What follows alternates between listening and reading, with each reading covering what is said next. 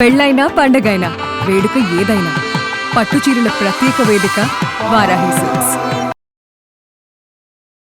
Suman TV ప్రేక్షకులకు నమస్కారం. July 21 నుంచి 31వ తారీఖు వరకు తులారాశి వారికి ఎలా ఉండబోతుంది, పాటించాల్సిన పరిహారాల గురించి వివరించడానికి ప్రస్తుతం మనతో పాటు ఉన్నారు ఆస్ట్రో యోగం నిర్వాహకులు, ప్రముఖ జ్యోతిష్యులు బ్రహ్మశ్రీ నందిపట్ల శ్రీహరి శర్మ గురుగారు.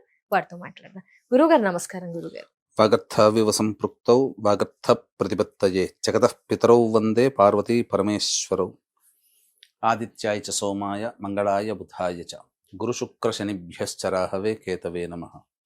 శృంగేరి జగద్గురు పీఠాధిపతులకి, కంచి పీఠాధిపతులకి నమస్కారములు తెలియచేసుకుంటూ కార్యక్రమాన్ని ప్రారంభిద్దాం.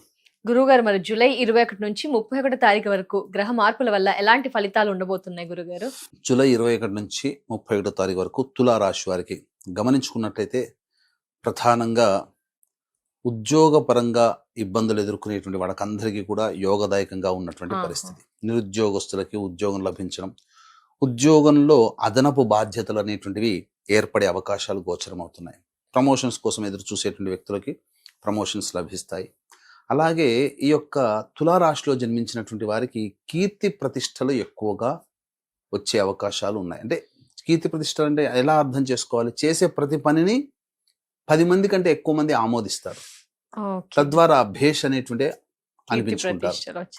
అయితే ప్రధానంగా ఇక్కడ ఈ సంబంధించినటువంటి శుక్రగ్రహ సంచారం కూడా చాలా అనుకూలంగా ఉండడం, కేతుతో యుతి పొంది ఉండడం ఆకస్మికమైనటువంటి ధన ప్రాప్తిని సూచిస్తుంది.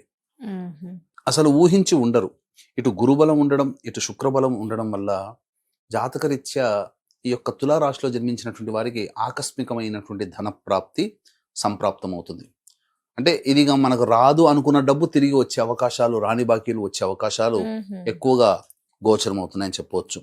అయితే ప్రధానంగా 21, 22 తేదీలు పర్వాలేదమ్మా, కానీ ఫైనాన్స్ రంగంలో ఇన్వెస్ట్మెంట్స్ చేసేటువంటి వ్యాపార విస్తరణకు సంబంధించి కానీ, స్పెక్యులేషన్స్ అంటే ఈ యొక్క స్టాక్స్లలో పెట్టుబడులు పెట్టడం కానీ, ఏదైనా వ్యాపార సంస్థల్లో పెట్టుబడులు పెట్టడం కానీ ఇప్పుడు అనుకూలమైనటువంటి సమయము కాదు. కాబట్టి జాగ్రత్తలు పాటించాలి. తప్పకుండా. అలాగే ఆరోగ్యం పట్ల కూడా శ్రద్ధ వహించాలి. ఇప్పుడు శస్త్రచికిత్స కోసం ఎన్నాళ్ళ నుంచి ఎదురు చూస్తుంటుంటారు. వాళ్ళకి ఇప్పుడు కనుక పెట్టుకుంటే సరైన సమయం శస్త్రచికిత్సలు జరిగే అవకాశాలు కూడా గోచరమవుతున్నాయి. కాకపోతే వాహనాన్ని నడిపేటప్పుడు జాగ్రత్తలు పాటించాలి. అష్టమ కుజ సంచారం ఏమాత్రము కూడా యోగ్యత లేని పరిస్థితి ఈ యొక్క తులారాశిలో జన్మించినటువంటి వారికి ఉంది. కాబట్టి జాగ్రత్తలు పాటించాలి. అన్నిటికంటే ముఖ్యంగా 27వ తారీఖు రోజున శని వక్రీకరించి మీనరాశిలోనే వక్రీకరించినటువంటి ఫలితం వలన కుంభరాశి ఫలితాలను కూడా పొందడం జరుగుతుంది.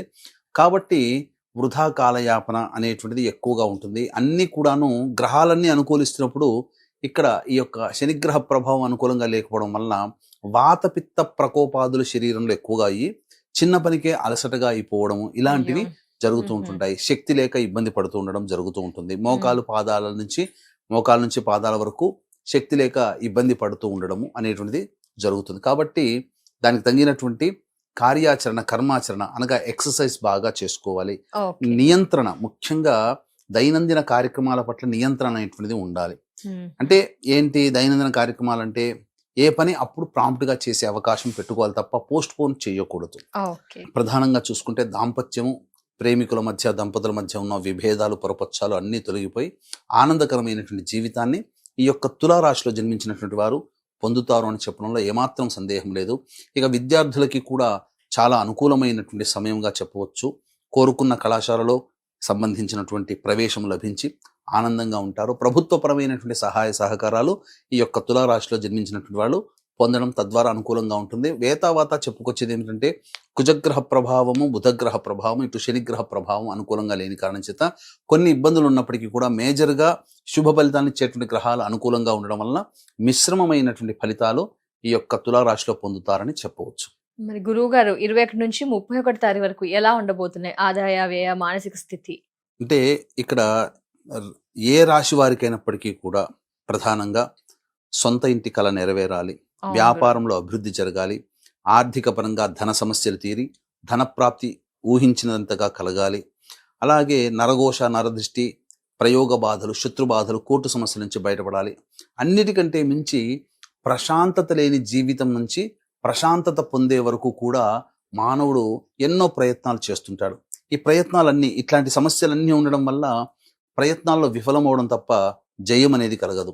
దీనికి తోబాటుగా జాతకరీత్యా విద్య, వివాహ, ఉద్యోగ, అనారోగ్య, దాంపత్య సమస్యలు కూడా ఎక్కువగా ఉండడం వల్ల సతమతమవుతూ ప్రశాంతతని కోల్పోతాడు. కాబట్టి ఇప్పుడు జాతకరీత్యా ఏవైతే సమస్యలు, కోరికలు ఉన్నాయో అటువంటి కోరికలు నెరవేరి సమస్యలు తీరడం కోసం తొలి ఏకాదశి రోజున రాత్రి 9 గంటల కనుక జూలై 25వ తారీఖు రాత్రి 9 గంటలకు మన పీఠం ఆధ్వర్యంలో వారాహి నవరాత్రుల సందర్భంగా వారాహి, ప్రత్యంగిర, బగళాముఖి, రాజశ్యామల, ధూమావతి, శనైశ్చర హోమాది కార్యక్రమాలు జరిపించి పూజ చేసి వారాహి మాల ఇవ్వడం జరుగుతుంది.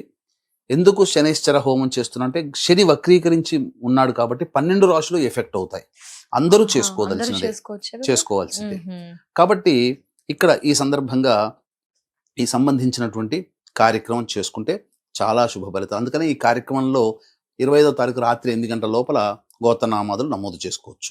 ఇక రోజువారీ దైనందిన కార్యక్రమాలు కనుక చూసుకున్నట్లయితే ఈ తులారాశిలో జన్మించినటువంటి వారికి 21వ తారీఖు రోజున కాస్త అనుకూలతలు తక్కువగా ఉంటాయి, వృధా ప్రయాణాలు ఉంటాయి, ఆకస్మికంగా ప్రయాణాలు ఎక్కువగా ఉంటాయి, అలాగే ఖర్చులు కూడా అధికంగా ఉంటాయి, మనసు ప్రశాంతంగా ఉండదు. 22, 23 ఈ తేదీల్లోనైతే చాలా మటుకు పెండింగ్లో ఉన్నటువంటి పనులను పూర్తి చేసుకుంటారు, పాత మిత్రులను కలుసుకుంటారు, సుఖ సంతోషాలతో ఆనందంగా గడుపుతారు, ఖర్చుకు తగ్గట్టుగా ఆదాయం ఉంటుందని చెప్పవచ్చు.